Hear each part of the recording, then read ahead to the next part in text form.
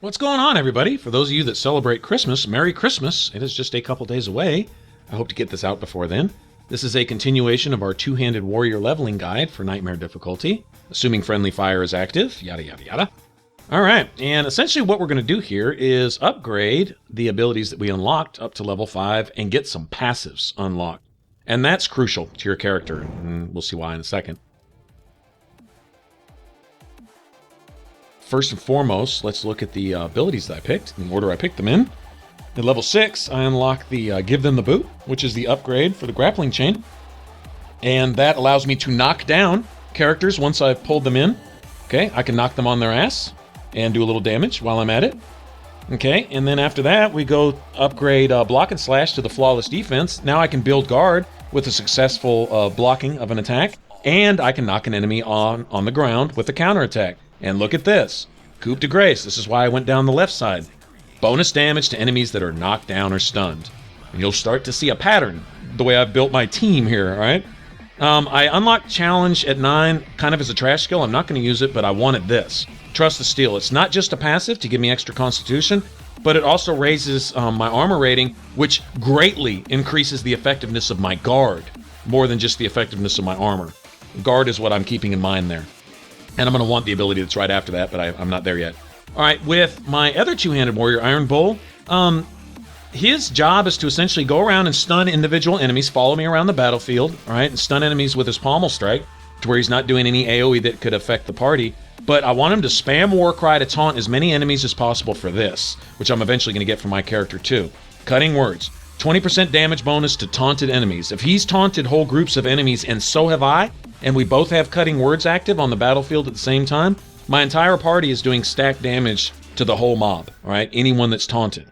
And not only that, but those enemies are worried about us, and they're not worried about my mages and my rogues who should be dealing out the pain. And any other points I have right now? Put them into passives.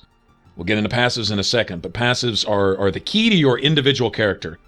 Abilities are for your party, passives are for your individual character to make him a badass, all right? Now I look at my range characters. I upgrade the leaping or jumping shot to rolling draw. They knock down enemies, right, with their follow-up shot after a leaping shot, okay? And so once again, we're knocking down enemies. My whole party is geared towards that. And then I'm going to upgrade stealth here with Lost in Shadow so they can go into immediately and remove any debilitating effects they have on themselves. Hopefully they're spamming that, getting constant damage bonuses for being in stealth. And then, once again, any passives. You'll know, if you've played previous Dragon Ages, that the more points you have into attributes that are specific to that class, the more powerful your character would be. All right, so for a rogue, that would be Cunning and Dexterity. Pump all your points, as many as possible, into Cunning and Dexterity, and your rogue is going to be 10 times more effective. All right, it's just the way it is. And so pick any passive whenever possible.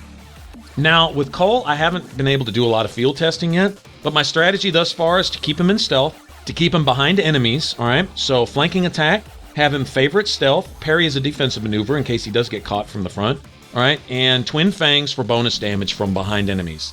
And then after that, thus far, any passives, anything that can pump Dex and Cunning into him as a character, I'm good with it. All right, so, all right, notice we have stealth there and the upgrade, and then we have this passive, so we'll go ahead and unlock this passive also. I'll eventually get to evade, so he'll have a way to move around a little bit. But I haven't gotten to play with him much. I just picked him up. I've just finished Champions of the Just not too long ago, so I haven't had a chance to play with him much. Anyway, getting into the Mage, basically the one key upgrade I did here was Life Ward, which if one of your party members is revived, which probably means you're in the midst of it and a lot of your party members are hurt, as soon as that party member gets revived, everyone gets some damage resistance for like 10 seconds, and anyone who gets knocked down within that 10-second range gets automatically revived by the spell. It's amazing, right? And then once again, unlock some passives. And I want to unlock Fade Step, not necessarily for the AI to use. I may even deactivate that, but to have, for me, if I choose to take over my mage, all right? To take control of my mage, I can have it for somewhat of an evasive maneuver or whatever, all right? That would just be for me. And also that next passive down to the right of that, the bottom right, prolongs the duration of freezing effects. And that's great because, of course, except for enemies that are immune to freezing, having them frozen rock solid for me to follow up with, say, a mighty blow or something like that, is pretty devastating. So it's something I like to have. Really big fan of that. I'm glad the unupgraded Winter's Grasp does not have friendly fire like it did in Dragon Age 2. That just crushed my heart. It really did. I loved Winter's Grasp in Origins, and then in Dragon Age 2 it had friendly fire on it, and it would freeze and destroy anyone that was nearby the enemy they were casting that on, and it was just horrible. All right, now when it comes to tactics, about the only tactic I use is this, and this would be Dispel.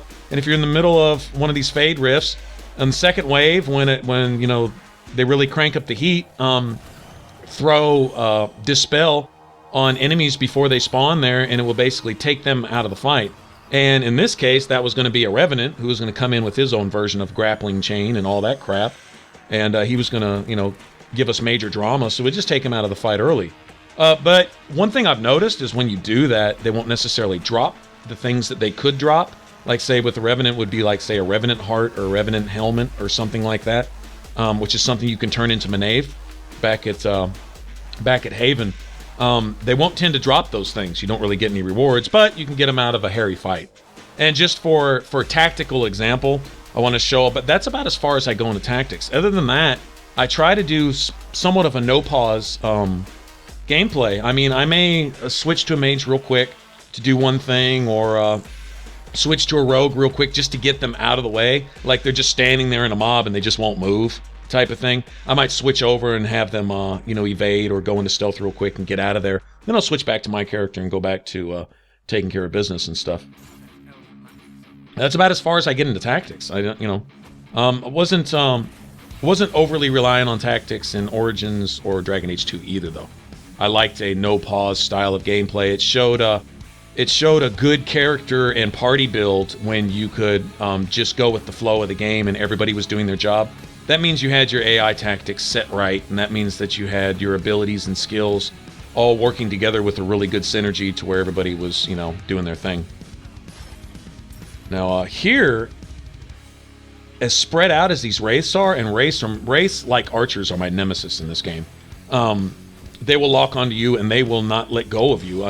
In fact, it's almost impossible to get the aggro off of you with wraiths. Once they've locked onto you, you essentially have to run around the corner and down the block and let your tank swing on them for 10 minutes for them to realize, oh, I shouldn't be mad at this guy anymore. That type of thing. And so, them being spread out like this, it was basically just a matter of, let me try to give my mage time to cast a barrier on me so I can get up in their face, get in a few swings, and spend the rest of the time evading and chugging down a potion if I have to, right? I try not to go through all of them, but yeah. Notice, anyway, I clicked on that so you could see he's level 12, this apostate guy here, and we're level 10 as a party, and so, it's doable. It's definitely possible. And there's revival in action, and notice the angel wings that pop up on my characters. So for a good, 10 seconds or so, whatever, we get damage resistance, and if any of us goes down within that period of time, we're automatically revived. So it's almost like God mode for 10 seconds there. That is definitely a quality skill to have, at least early. I don't know how necessary that's going to be later in the game, but for right now, it's really coming in handy, and I'm not going to complain about it. And you always have the respec amulets, should you realize that skills that were useful early aren't really so needed later on, once you become super uber powerful Inquisitor and all that, then respec, and spend those points into stuff that you'd rather use to really upgrade your high caliber skill trees. But for right now, this is where I'm at, and you notice my party's getting by. All right, guys, thanks for watching. I appreciate you spending your time here. Merry Christmas again, and I will catch you guys in the next one. For more Inquisition, click the top box. For all my videos, click the bottom box, and if you want to subscribe, hit that button right there over my head. All right, y'all take care. Bye-bye.